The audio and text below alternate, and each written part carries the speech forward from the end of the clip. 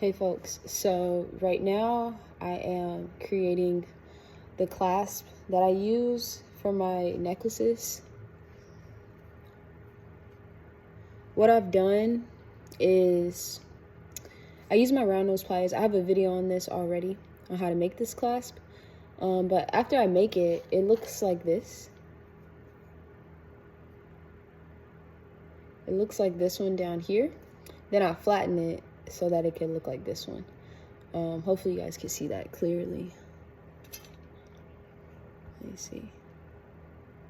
Okay, so the reason I flatten it is because the more pressure you put on copper wire, the tougher it gets.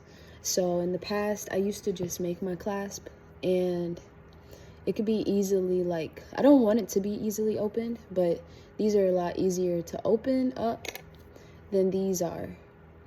So I flatten my clasp so that they can become stronger. And yeah, I basically have just made a bunch of them and I send it through my rolling mill and I adjust the amount of pressure that I want to come from these two steel rods or whatever at the top up here. Once it's set, I'm good to go, and I just like keep flattening them. So another thing that people might do instead of using a rolling mill to flatten their copper is to use a hammer. But in my opinion, whenever I'm able to use a rolling mill versus a hammer, I like to do that because I live in an apartment and this is a lot quieter and it's easy to do while I'm working. I'm usually watching something online, so this is just way more convenient because it's quieter and it gets the job done very quick. It saves a lot of time. It's a lot quicker than it would be if I was using a hammer. So it's like, it saves my energy and it saves my time, and that's something you want to do if you're working on producing things that are in bulk. Now, I actually sell these findings on my website.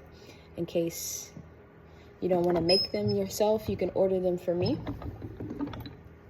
However, my biggest tip for this video is that you invest in a rolling mill, because there's many different reasons you might want to flatten your copper wire, and it's just going to be a lot easier to do that with a rolling mill versus with a hammer. So I'll give you guys a little close-up so you can see what these look like once they're flattened. Here's what they look like once I flatten them. And they're nice and strong. The last step I do is I sand down the roughest part on it, which is like right there, because I don't want that to scratch anybody. And then my other ones, these are the pre-flattened ones. So I'll show you real quick one more time what it looks like. This is not flattened.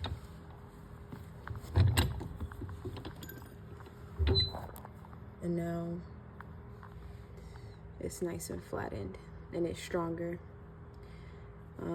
I especially love doing this with silver and gold because I usually am buying those in dead soft, and the dead soft is even like weaker, but when you put it through this rolling mill, it makes the dead soft wire stronger and less likely to open up.